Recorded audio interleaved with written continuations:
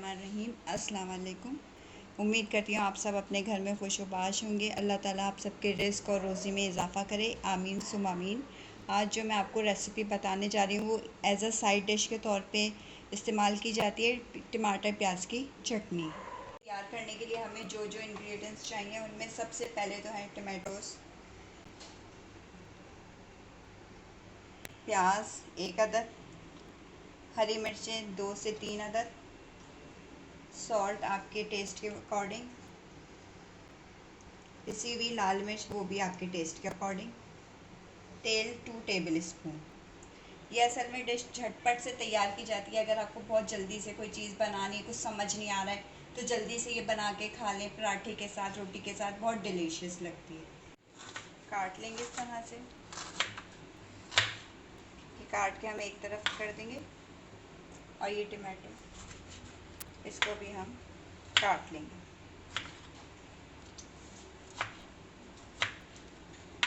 काट के हम रख देंगे।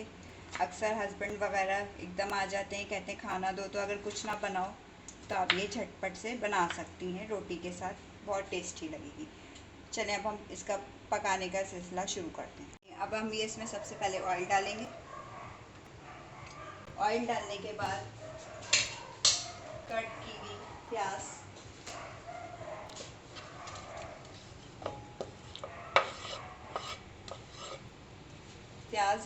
जब ब्राउन हो जाएगी उसके बाद, जब तक हम इसको ब्राउन करते हैं प्याज को ज़्यादा ब्राउन नहीं करना है वरना जल जाएगी प्याज। इतनी आपने करनी है ब्राउन। और इसमें हम ये टमाटर और ये हरी मिर्चें ऐड करते हैं। ये भी टमाटर मैं ऐड कर दूँगी।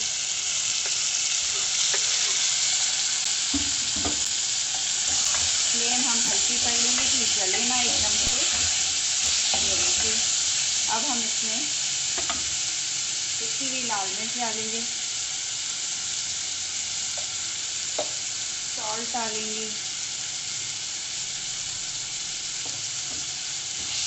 और इसको हम कवर करके कोई 10 मिनट तक के लिए रख देंगे। टमाटर अपना पानी खुद ही छोड़ देंगे, ये उसमें गल जाएगी।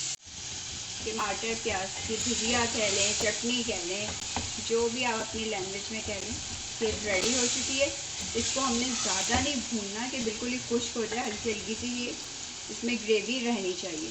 अब हम फ्लेम बंद कर लेंगे और इसको हम डिश आउट करते हैं। अब हम इसको डिश आउट करते हैं और इसके साथ मैं बनाऊंगी गरम गरम पराठे, उसके साथ हम इसको खाएंगे।